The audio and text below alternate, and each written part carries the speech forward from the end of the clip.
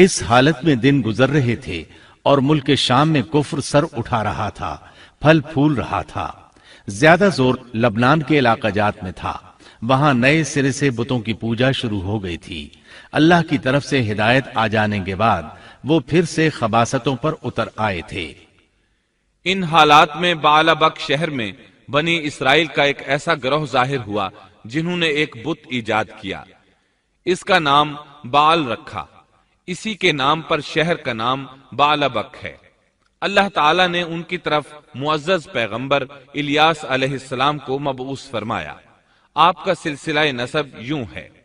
الیاس بن یاسین بن Phinehas بن ایزار بن ہارون علیہ السلام۔ اللہ تعالیٰ سورۃ الصافات آیات 123 تا 132 میں ان کا تذکرہ یوں فرماتے ہیں: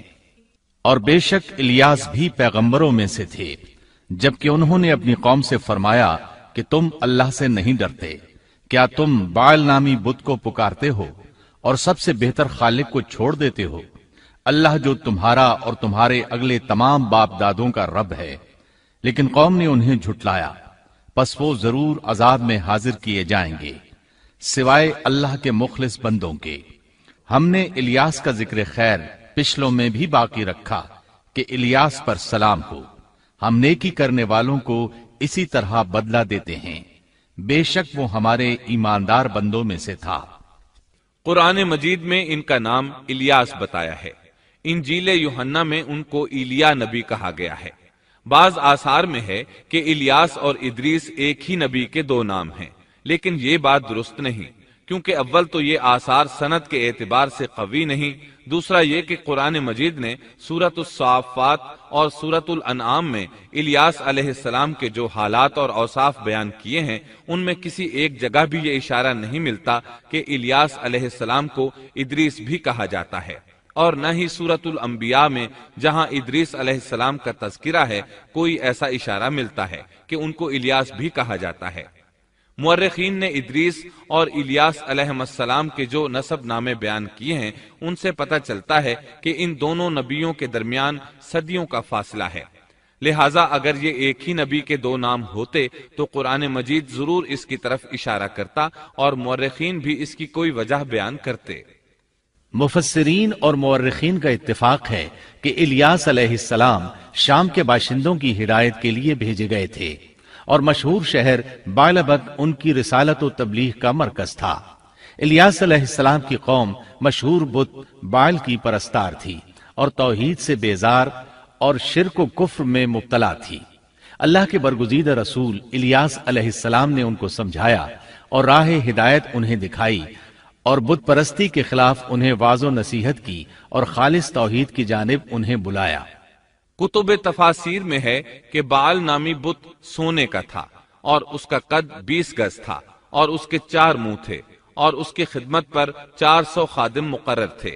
الیاس علیہ السلام کے زمانے میں یمن اور شام کا محبوب دیوتا یہی بت تھا، اور بعض مورخین کا خیال ہے کہ حجاز کا مشہور بت حبل بھی یہی بعل تھا۔ سورۃ الانعام میں الیاس علیہ السلام کا جن آیات کے اندر ذکر آیا ہے وہ نوح اور ابراہیم علیہ السلام کی اولاد اور ان کی نسل کے انبیاء و رسل کی ایک مختصر فہرست ہے۔ اللہ تعالیٰ سورۃ الانعام آیت 84 تا 86 میں فرماتے ہیں: اور ہم نے ان کو اسحاق دیا اور یعقوب،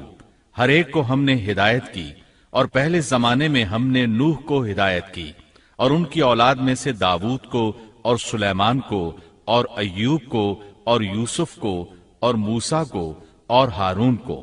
اور اسی طرح ہم نیک کام کرنے والوں کو جزا دیا کرتے ہیں، اور نیز زکریا کو اور یحییٰ کو اور عیسیٰ کو اور الیاس کو،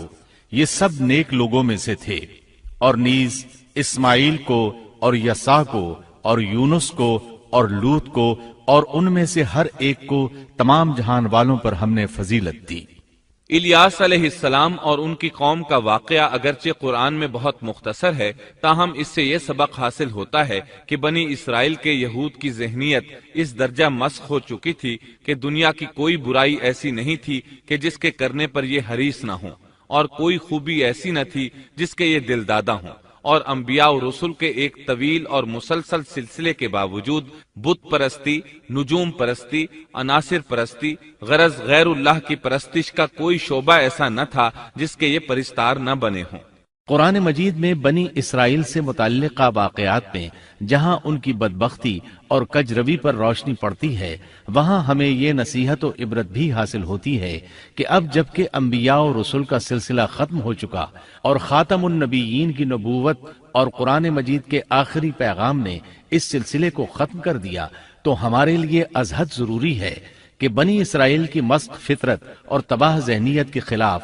احکام الہی کو مضبوطی سے پکڑیں اور ان میں ہیلہ سازی اور ٹیڑھ پن سے کام نہ لیں، ان کی خلاف ورزی کی جرات نہ کریں، اور ہمارا شیوا سپرد و تسلیم ہونا چاہیے، نہ کہ انکار و انحراف۔ اسلام کے یہی اور صرف یہی معنی ہے۔